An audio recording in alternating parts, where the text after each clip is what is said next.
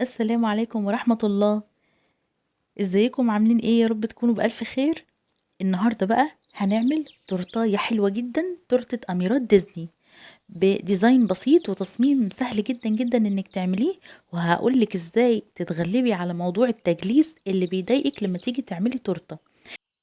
وهنعرف كمان ازاي تختاري مقاس التوبر وتظبطيه على حجم التورتيه اللي عندك. وكمان هنضيف مكون واحد بس هيخليها كأنها معمولة كلها بالكريمة اللباني. ولو عجبك الفيديو ما تبخليش عليا باللايك. يلا نقول بسم الله ونصلي على الرسول، اللهم صل وسلم وبارك على سيدنا محمد وعلى آله وصحبه أجمعين. انا هنا معايا الاسبونج، خبزته في صينيه مقاس 24. انا هبقى اسيب لكم لينك طريقه عمل الاسبونج في صندوق الوصف علشان الفيديو ما يبقاش طويل. اول حاجه هنقشر الوش بتاع الاسبونج علشان بيبقى ملزق كده ويبقى طعمه مش حلو. تاني حاجه بقى بصوا، هقول لكم حاجه، ده منشار الكيك. ده المنشار اللي بنقطع بيه الكيك. بصوا هتلاقي هنا مترقم بارقام من اول واحد لحد رقم 9. انا هنا جيت عند رقم 9 ونزلت بعديه كمان، يعني شلت المنشار ده من عليه ونزلته لنص بعد رقم 9. يا رب يكون الصورة واضحة قدامك عشان تقدري تفهميني. ليه انا عملت كده؟ علشان انا عايزة اقطع السبونج اللي عندي ده لخمس ديسكات. تمام، علشان كده نزلته تحت الرقم 9 علشان يقطع لي خمس ديسكات وتكون رفيعة شوية. يعني ارتفاع الديسك حوالي سنتي. عمل لي خمس ديسكات والطريقة دي حلوة جدا. تمام، بعد لما قطعنا بقى التورته هنحضر بقى كريمة الحشو بتاعتنا. حطيت هنا كوباية مية ساقعة. وحطيت ربع كوباية من السكر. ابتديت ادوب السكر الاول علشان ما يحببش معايا في الكريمة، لان المية متلجة قوي فبيحتاج وقت عشان السكر يدوب. ما بس هننزل بقى بكوباية من الكريم شانتيه الخام، ومعاهم معلقتين من الباستري كريم. برضو الباستري كريم دي بتتجاب من عند مستلزمات الحلواني. نوع الكريمة اللي استخدمتها كريمة المتحدة هايبر، لان في ريتشي وفي هايبر. طبعا الاسعار دلوقتي بقت فله، يعني بقت ما شاء الله عاليه جدا. فريتشي لقيتها معديه فبصراحه جبت الهايبر حلوه برضو. المتحده هايبر جميله ولذيذه في نفس الوقت. خلاص كده هنفضل نضرب بقى لمده 5 دقايق لحد لما نوصل للقوام ده. شايفين قوام الكريمه عامل ازاي؟ لو احتاجنا ميه طبعا هنحط، انا احتجت حوالي ربع كوبايه ميه تاني حطيتها، بس يعني ايه علشان وقت الفيديو انا شلت كل الزيادات اللي بتبقى في الفيديو دي ما صورتهاش. شايفين بقى قوام الكريمه هنا عامل ازاي؟ بصوا ما بينزلش من الاسباتولا. كده تمام قوي. حضرت برضو المحلول السكري اللي هنسقي بيه التورته بتاعتنا، وهو عباره عن كوبايه ميه عليها معلقتين سكر وهنغليهم على النار مع عصره ليمونه ونسيبهم يبردوا. انا هنا بقى هحشي في نفس الصينيه اللي انا خبزت فيها الكيك بتاعي. هجيب كيس بلاستيك وهلبسه في الصينيه بالشكل ده، وهنبتدي ننزل باول ديسك في الصينيه بالشكل ده. وهنبتدي نسقي بالمحلول اللي عندنا. خلي بالك علشان ما تسقيش بزياده والكيك يعجن منك، يعني رشه بسيطه قوي لان الكيك ما شاء الله طالع ناعم قوي. هنبتدي نفرد طبقة من الكريمة ونفردها بالمعلقة كده. وهقول لكم بقى على المكون السحري. ده ربع كيلو من الكريمة اللباني، جبتها من عند أي لبان. أي لبان عندك يكون بس موثوق فيه وحلو وحاجته حلوة كده، هاتي من عنده كريمة لباني.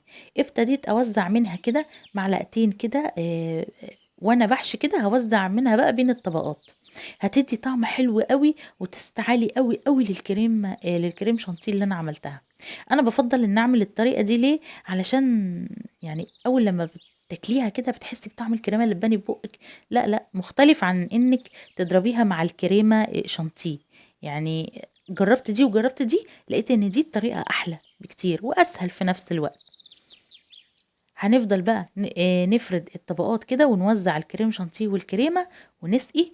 وهنحط بقى اخر طبقه عندنا، وهنقفل بقى الكيس بتاعنا، وهنحط التورته بتاعتنا الحلوه دي في التلاجة. قد ايه؟ اقل حاجه 3 ساعات. تمام.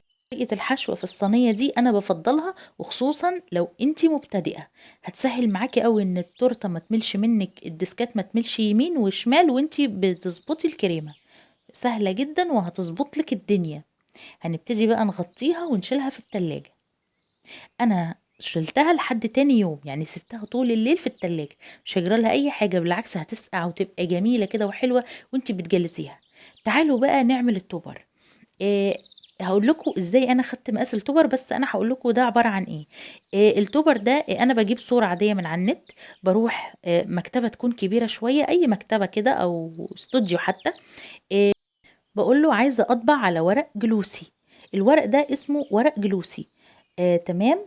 آه هو طبعا الشخص اللي بيبقى في المكتبة ده ما بيعرفش ان انت عايزة الحاجة دي علشان تورتة او غيره، فما تقوليلوش بقى عندك طباعة توبر، ممكن ما يعرفش فيقولك لا ما عنديش.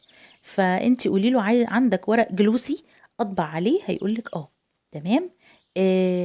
مش غالية جدا، يعني حوالي 10 أو 12 جنيه الورقة. فطبعا افضل بكتير من انك تعمليها شوجر شيت، لانه مكلف جدا. يعني هو كان ب50 جنيه، بس انا دلوقتي تقريبا من 50 ل60 سعره، او ل80 كمان. فانا معرفش هو دلوقتي سعره كام، بقالي فترة ما اشتغلتش بالشوجر شيت. فعشان كده انا بحب التوبر وجميل في الشغل، وسهل كمان. لو انتي مبتدئة يعني انك تشتغلي في مجال الكيك، التوبر ده بيبقى حلو قوي. طيب مقاس التوبر بقى، انا هنا خدت المقاسات. مقاس القصر ده انا خدته، قست مقاس التورته من فوق بالعرض كده بالمسطره. هحط مكان التوبر ما هحطه قسته، طلع المكان اللي انا هحطه فيه من فوق التورته حوالي 15 سنتي بعرض المسطره كده. فانا خدته بقى 15 في 15. تمام. طيب بقيه الورق بقى، انا دي جبتها الورقه، انا عارفه ان ده مقاس A4، الورقه العاديه، الورق اللي هو بنكتب فيه، اللي هو بنصور عليه عادي. مقاسها مقاس ورق التصوير اللي بتصور عليه. تمام. طيب هنلزقها ازاي؟ ده اللي انا بستخدمه، العصيان دي اسمها عصيان الكيك بوبس، برضو بتتباع عند مستلزمات الحلواني. هنحط كده كام نقطه بمسدس الشمع، وهنبتدي نلزقها بكل سهوله، هتلزق معاكي. نفس الشيء هنعمله في القصر. صورة القصر دي هتحتاج 2 كيك بوبس علشان تمسكه من الناحيتين. طبعا الكيك بوبس ده بالإضافة إلى إنه بيساعد على تثبيت التوبر على التورتة، إنه كمان بيديها نوع من أنواع الدعامة، يعني بيخليها واقفة كده، ولا تميل يمين ولا تميل شمال ولا أي حاجة. فبتبقى سهلة جدا جدا في الاستخدام. زي ما انا قلت، عملت مقاس التوبر 15 سنتي طول في 15 سنتي عرض، وفرغته عادي جدا بالمقص، هو هيظبط نفسه. الصورة الصغننة دي بقى، دي هحطها من قدام عند ارتفاع الكيك، فهي ممكن تلزق لوحدها كده على الكيك، بس انا يعني ايه، حبيت زيادة الحرص وانها ما تكونش ملامسة للكيك، فهعمل لها كده تثبيت بالكيك بوبس عشان اركبها بطريقة هتشوفيها دلوقتي في الفيديو. جبت عصاية كيك بوبس وقصيتها بالمقص كده بالشكل ده، 2 طول بعض بالظبط. هعملها زي الترابيزة كده، زي رجلين الترابيزة بالظبط، او رجلين كرسي. شايفين؟ علشان اتأكد ان هي تلزق على التورتية بتاعتي، وكمان تبقى بعيدة شوية كده، ملي ولا حاجة عن التورتة بتاعتي.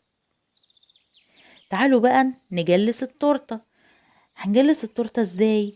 هنجيب حوالي 1.25 كوباية من المية، وهحط عليهم تلت كوباية من السكر، وهندوب برضو السكر بنفس الطريقة لأن المية هنا متلجة.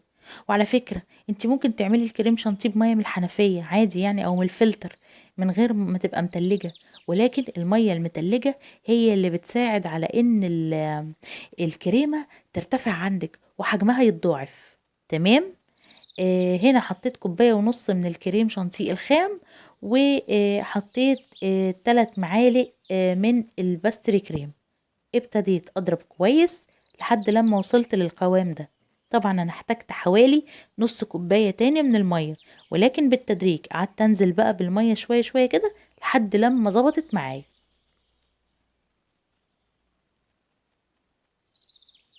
خلاص كده تمام.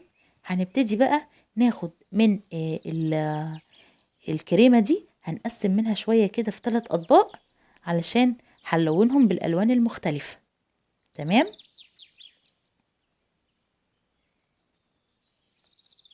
بس الجزء الباقي ده بقى هديله ضربة كده بالسباتولا عشان افرغ لو في فقاعات هوا ولا حاجة ما تضايقنيش وانا بجلس التورته بتاعتي.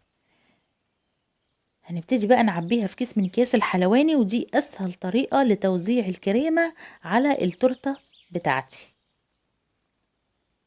هنجيب بقى التورتاية، وهقولك حاجة، انا هقلبها على قاعدة عادية، وبعد كده هرجع اقلبها تاني. ليه بقى هرجع اقلبها تاني؟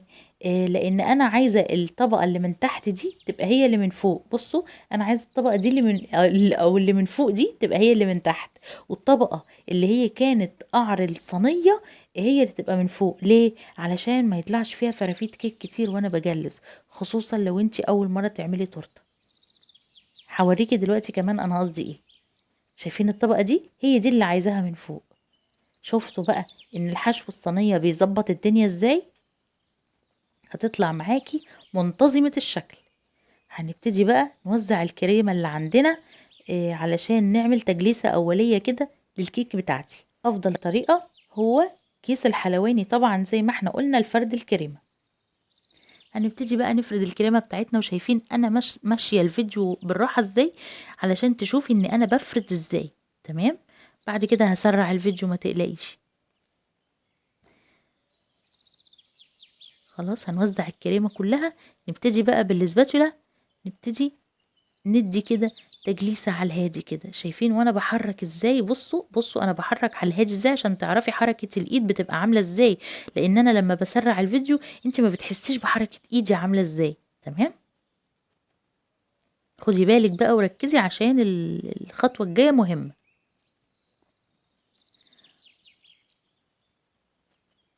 طيب انا عايزه اقول هنا حاجه، انتوا شايفين التورتايه باللون البينك في اول الفيديو. طيب ليه انتي جلستيها باللون الابيض؟ هقولك حاجه، انا مش من هواة الالوان الكتير اللي بتتحط في التورته، فانا عايزه اقلل الالوان دي على قد ما اقدر. علشان كده جلست طبقه بالكريمه البيضه، وهرجع تاني احط طبقه خفيفه جدا واخده لون من الالوان الجل، ولكن نقطه او اتنين. يعني مش هحتاج الون كل الكريمه دي علشان اطلع درجة اللون اللي انا عايزاها، ولكن نقطة او نقطتين لما اجلس، اما احطهم في شوية كريمة تانيين وارجع اجلس بيهم التورتة، هيبقى افضل بكتير. على الاقل الالوان الجل دي بتصبغ البق واللسان. ولو انت بقى عايزة تورتة لونها غامق او ازرق غامق او احمر غامق، فهيبقى صعب جدا بصراحة. انا عن نفسي ما بحبوش. ده زي ما قلت لكم كده، دول شويه الثلاث اطباق اللي انا خدت فيهم كريمه، بس طبعا الجزء اتحذف من التصوير معلش. فانا حبيت اوريكم ان دي الوان جل بلون بيها. لونت بيها اللون البينك واللون الاصفر واللون اللبني او البيبي بلو، اي حاجه بقى. هنبتدي نحط بقى طبقة البيبي بلو دي اللي هي هتختفي بعد كده. وده لان انا يعني بعد لما حطيت اللون ما حبيتش ان انا احط اللون ما عجبنيش بصراحة بعد لما حطيته البيبي بلو ده. فعشان كده انا هدويه واقول لك ازاي. يعني وانت شغالة كده ممكن تكوني حاطة التصميم في دماغك، وطبعا لازم تحطي تصميم في دماغك قبل ما تعملي التورتيه، ولكن وانت شغالة ممكن ايدك توديك لحتة تانية في نفس الفكرة، ولكن توديكي لحتة تانية تطلعي منها التورتة بتاعتك بشكل جميل وحلو. شايفين هنا بقى انا هنا حطيت طبقة بسيطة قوي من اللون، من الكريمة اللي متلونة باللون البامبي. وده اللي انا عايزاه، ما تكونش كمية الالوان كتيرة على التورتة.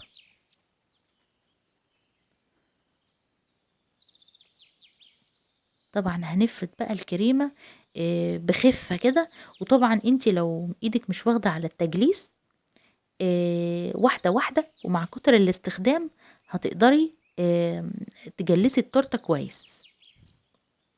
ودلوقتي هنعمل حاجة كويسة قوي. آه هخليكي تتغلبي على موضوع التجليس ده. ساعات بيبقى ايه التجليس فيه حفر كده، ركزي كده بصي هتلاقي فيه حتة كده، يعني التورتيه مش مظبوطة برضو. بصوا انا سايباها ازاي، علشان انا هنا هستخدم الفرشة. شايفين دي الفرشة اللي بندهن بيها الزيت والسمنة بقى على الجلاش وكده. الفرشة دي بتبقى سيليكون. تمام. هناخدها بقى ونبلها مية الاول. تمام. يعني الفرشه دي كانت مبلوله ميه، وبعدين هنبتدي نمشي كده بخفه خالص، ونبتدي ما نعمل تموجات كده بالفرشه، بحيث ان هي تداري بقى العيوب كلها اللي في التجليس. يعني انا تعمدت ان اسيب الحاجات دي علشان اقولك انك لو يعني مش شاطره في التجليس انك تطلعيها بيرفكت او 100%. لا، في طرق كتيره جدا جدا، وانا عملت قبل كده معاكي طرق كتير قبل كده، وتغلبنا على موضوع التجليس ده هبقى اسيبها لك برضو في صندوق الوصف علشان تقدري توصلي لها بكل سهولة. شايفين بقى التمويجة دي، تمويجة البحر الجميلة دي اللي عملتها لي الفرشة؟ شايفين شكل حلو وشكل جميل، وفي نفس الوقت تغلبت على حتة التجليس. تعالوا بقى اقول لكم هنا اللون البيبي بلو او اللبني اللي انا عملته ده بصراحة ما عجبنيش. جبت بقى الكريمة اللي انا كنت عاملاها باللون الاصفر، وابتديت بقى اعمل ايه وردات كده كبيرة شوية. يعني كبرت انا الوردات شوية كده، كنت المفروض اعملها صغننة كده ولكن كبرتها علشان تداري اكبر قدر من اللون اللبني اللي كان موجود ده، لاني بصراحة ما حبيتهوش بعد لما حطيته على التورتة. يعني قلت لا مش حلو مش عاجبني. فبالتالي اتصرفت ان انا احط الوردات الصفراء بطريقة تداري اللون خالص. اللون تقريبا اصبح مش باين، حتى لو بان فيه حاجة بسيطة فهو مش مؤذي للعين ومش هيخل بنظام التورتة اللي احنا عملناها دي. اخر حاجة تعالوا بقى نعملها هي النجيلة. لو انت بقى شوية كريمة باللون الاخضر الجل، وده قمع بيتباع برضو عند مستلزمات الحلواني. القمع المنقط ده جميل جدا. جبته بقى، ابتديت ايه بخفة كده هنبتدي ندوس علشان نطلع ال الشكل النجيلة اللي هي تبقى واقفة كده، ما تنامش منك يمين ولا شمال. خفي ايدك بقى وانتي بتشتغلي وارفعي ايدك على طول كده بخفة، هتلاقيها وقفت معاكي بالشكل ده. هنكمل بقى كل الجزء اللي فارغ ده. وطبعا لو ما عندكيش القمع ده، تقدري تجيبي كيس حلواني فاضي وتخرميه كده خرم صغننه كده بالشوكه، عشان خرم الشوكه يبقى تخين شويه يعني ملي نفسه كده. وتبتدي تنزلي بيه الكريمه بشكل متقطع كده عشان ما تبقاش عامله زي المكرونه الاسباجيتي كده الخضره فوق التورته. لا، تعمليه كده باسلوب حلو كده بحيث ان هو يطلع معاكي شبه النجيله بالظبط. هنا بقى عندي شويه كريمه صفرا اتبقوا، قلت استغلهم. اعمل بقى إيه وردات صغننه كده باللون الاصفر كده. طبعا اول واحده باظت انا شلتها عادي بالاسباتولا مفيش مشكله، وابتديت اكمل كل الكميه. هنيجي بقى لمرحله، اخر مرحله، وهي وضع التوبر على التورته. التوبر ده بيتحط لو انت مثلا عايزه تطلعي التورته العميله بعد ما تطلع من التلاجة. يعني ما تدخليش التوبر التلاجة. اول لما تطلع وانت قبل ما تحطيها في العلبه ابدأي رصي التوبر بتاعك. تمام. او قبل المناسبه. بصوا بقى انا هنا رصيت ازاي، عينك هي يعني مقياسك علشان ترصي بيها الاميرات ديزني الحلوه دي فوق التورته. شايفين بقى العصايتين اللي احنا عملناهم للشكل الجميل ده اللي من قدام اللي مكتوب عليه الاسماء؟ بصوا هتحميه من انه يقع او انه يتلزق كتير في التورتيه بتاعتك. وكمان عملنا حساب مكان للشمعة اللي هتتحط في التورته. تمام.